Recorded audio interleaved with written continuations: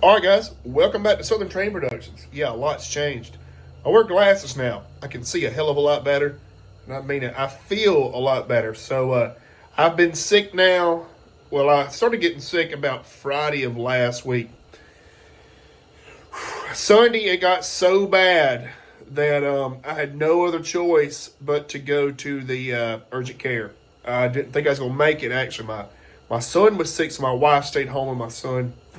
And I drove myself, and guys, it was rough. But I had the flu. Missed a couple days of work. Thankfully, I had some PTO time.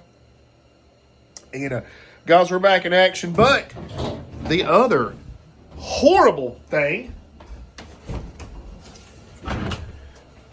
it's been pouring rain. So, well, let's just say you can see the standing puddles of water. It's wet as hell. It's been raining now for like 2 days. Guys, we went from 80-degree weather. My peach trees started to sprout out, bloom. They were going to look beautiful, you know. And now it's cold and nasty. So the mega line is taking shape. This is why we're here on this video.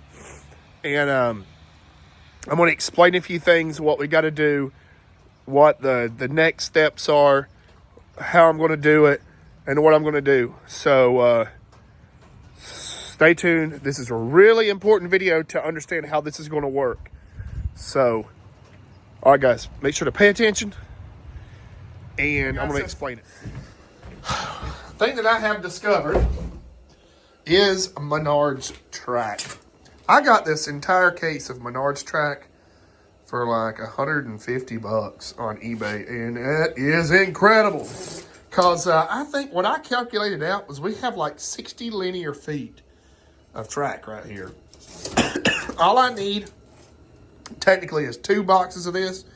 This one, including one more, and a box of curves, and 1 switch, and we're done with Megaline. That's not including install it. We got to go install it in the backyard. But the most important part, what I feel, is done. All right, guys. So what we have is a circuit system Y.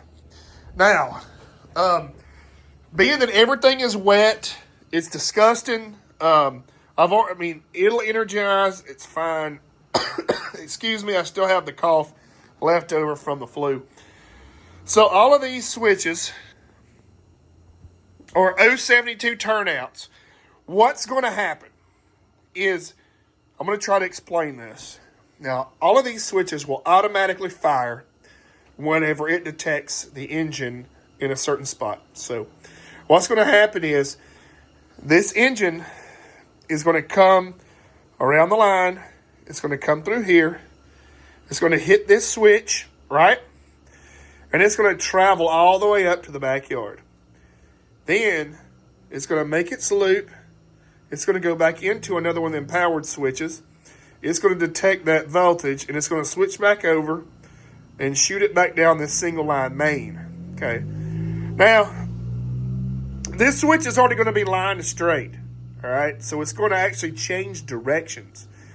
The train's going to come back down this in the opposite direction. It's going to come back up to this switch that'll be, it's going to be lined this way. So this switch will line. And then once it hits this section of track, it's going to switch back, right? So it's going to switch in this direction. And it's going to line that train to that single line main. So here's where it gets cool. Now, I know that this is confusing as hell. And guys, if you stay with me and you watch this, you'll be able to see it work. You guys will be able to see it work real soon. And, and how it works. So what's going to happen is this train's going to clear this switch. Now get this. The train's going to go up the line. It's going to follow the circuit up there. That switch up there will throw, and it'll shoot it back down the single line main. Now, this switch here will be thrown in the position that it's in right now.